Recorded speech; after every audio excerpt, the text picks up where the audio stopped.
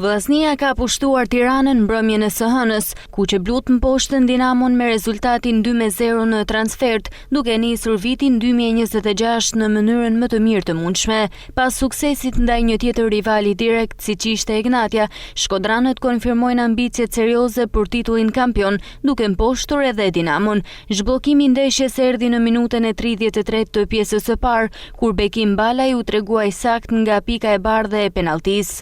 Në pjesën e dytë, Vllaznia administroi rezultatin dhe në minutën e 84 Sherif Kallaku vulosi fitoren me golin e dytë. Pas këtij suksesi, trajneri i Vllaznisë Edi Martini u shpreh se skuadra po rikthehet në nivelin e saj optimal dhe po tregon pjekuri në ndeshjet vendimtare.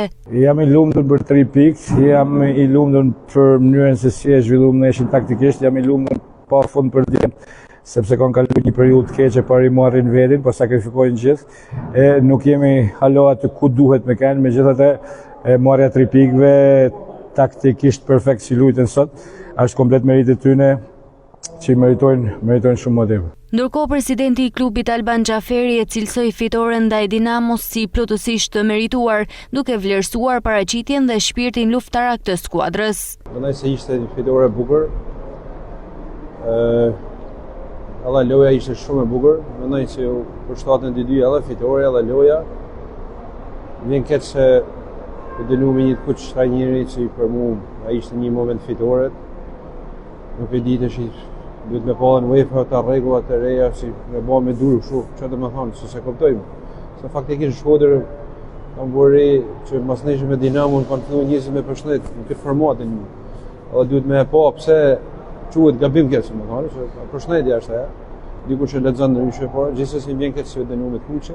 Lojtari i ndeshjes Dinamo Vllaznia u shpall Lirim Kastrati, i cili pas takimit u shfaqi i kënaqur për paraqitjen personale dhe fitoren e ekipit. Ishte një fitore shumë e rëndësishme, se e dim se Dinamo është një ndër rivalët kryesor për kampion, kështu që ishte vetëm një ndeshje e radhës dhe jam shumë i lumtur që morëm 3 pikë. Kështu, Vllaznia e ka nisur vitin 2026 në mënyrën perfekte, me 3 fitore në 3 ndeshje, duke treguar karakter, ritëm dhe uri të madhe për të luftuar deri në fund për titullin kampion.